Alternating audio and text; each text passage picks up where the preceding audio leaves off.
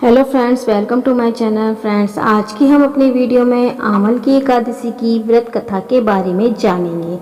लेकिन इससे पहले आप चैनल पर नए आए हैं तो प्लीज़ चैनल को सब्सक्राइब कर लीजिए, बेल आइकन को प्रेस कर दीजिए और कमेंट्स में ज़रूर बताएं कि आपको वीडियो कैसी लगती है। तो चलिए शुरू करते हैं अपनी वीडियो। मानधाता बोले कि हे वशिष्ठ जी, आप मुझ पर कृपा करें तो किसी ऐसे व्रत की कथा कहिए जिससे मेरा कल्याण हो। महर्षि वशिष्ठ बोले कि हे राजन, सब व्रतों से उत्तम और अंत में मोक्ष देने वाले आंवल की एकादशी के व्रत का मैं वर्णन करता हूँ। यह एकादशी फाल्गुन माह के शुक्ल पक्ष में होती है। इस व्रत के करने से समस्त पाप नष्ट हो जाते हैं। इस व्रत का फल 1000 गौदान के फल के बराबर होता है। अब मैं आपसे एक पौराणिक कथा कहता हूँ, आप ध्यान पूर्वक सुनिए। एक वैदिश नाम का नगर था जिसमें ब्राह्मण, क्षत्रिय, वैश्य और शूद्र चारों वर्ण आनंदित होकर रहते थे। उस नगर में सदैव वेद ध्वनि गूंजा करती थी तथा पापी, दुराचारी, नास्तिक उस नगर में कोई नहीं था। उस नगर में चैत्ररथ नाम का चंद्रवंशी राजा राज्य करता था। वह अत्यंत विद्वान तथा धर्मी था। उस नगर में कोई भी व्यक्ति दरिद्र व कंजूस नहीं था। सभी नगरवासी विष्णु भक्त थे और आंवल व्रत स्त्री पुरुष एकादशी का व्रत किया करते थे। एक समय फाल्गुन मास के शुक्ल पक्ष की आंवल की एकादशी आई। उस दिन राजा, प्रजा और बाल वृद्ध सबने हर्षपूर्वक व्रत किया।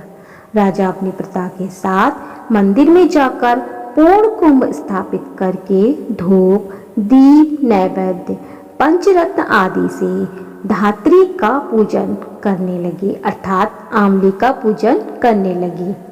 हे धात्री, तुम ब्रह्म स्वरूप हो, तुम ब्रह्मा जी द्वारा उत्पन्न हुए हो और समस्त पापों का नाश करने वाले हो।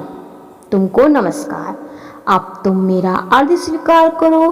तुम श्री रामचंद्र जी द्वारा सम्मानित हो। मैं आपकी प्रार्थना करता हूँ अतः आप मेरे समस्त पापों का नाश करो।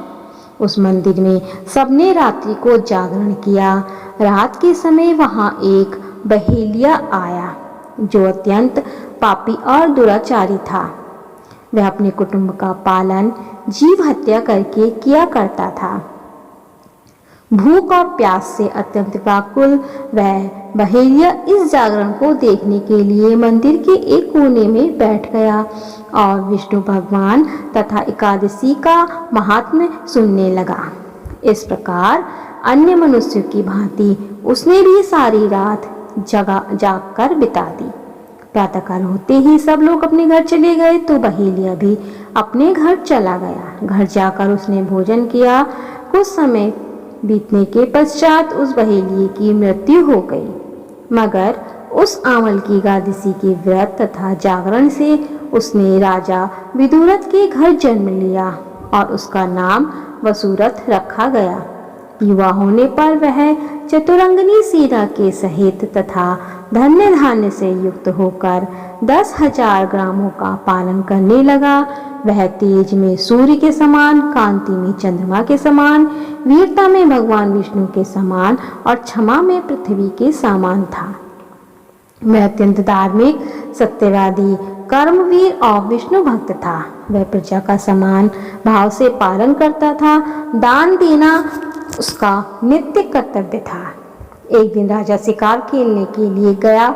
देवयोग से वह मार्ग भूल गया और दिशा ज्ञान न होने के कारण उसी वन में एक वृक्ष के नीचे सो गया। थोड़ी देर बाद पहाड़ी म्लेच्छ वहां पर आ गए और राजा को अकेला देखकर मारो मारो शब्द करते हुए राजा की ओर दौड़े। म्लेच्छ कहने लगे कि इस दुष्ट राजा ने हमारे माता पिता, पुत्र पौत्र आदि अनेक संबंधियों को मारा है तथा देश से निकाल दिया, अतः इसको अवश्य मारना चाहिए।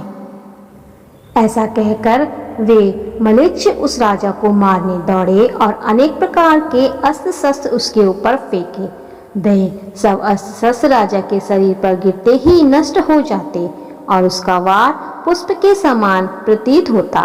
अब उन म्लेच्छों के अस्त्र उल्टा नहीं उन्हीं पर प्रहार करने लगे, जिससे वे मूर्छित होकर गिरने लगे। उसी समय राजा के शरीर से एक दिव्य स्त्री उत्पन्न हुई। वह स्त्री अत्यंत सुंदर होते हुए भी उसकी भ्रुकुटी टेढ़ी थी। उसकी आंखों से लाल लाल अग्नि निकल रही थी, जिससे वह दूसरे काल के समान प्रतीत होती थी।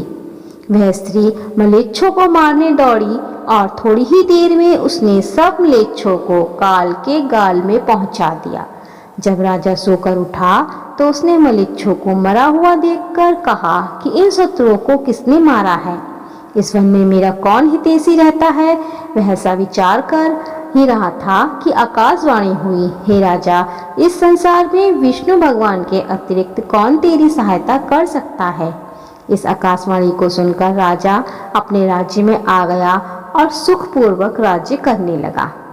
महर्षि वशिष्ठ बोलिए कि हे राजन, यह आंवल की एकादशी के व्रत का ही प्रभाव था। जो मनुष्य इस आंवल की एकादशी का व्रत करते हैं वे प्रत्येक कार्य में सफल होते हैं और अंत में विष्णु लोक को जाते हैं। तो फ्रेंड्स, इसी के साथ अपनी वीडियो को समाप्त करते हैं। मिलते हैं अपनी नेक्स्ट वीडियो में, तब तक के लिए नमस्कार।